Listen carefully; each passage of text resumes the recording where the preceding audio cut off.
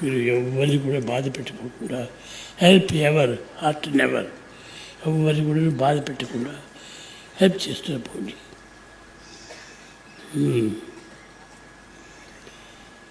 ఎంతోమంది ఇప్పుడు విదేశీయులందరూ కూడాను ఈ బోధనలంతా విని ఎంతో బాగుపడుతున్నారు. ఇంతేకాదు, ఈనాడు మీకు చెప్తున్నాను, ఇంకా 18 సంవత్సరం లోపలే ప్రపంచం అంతా కూడా ఒక కుటుంబంగా మారిపోతుంది.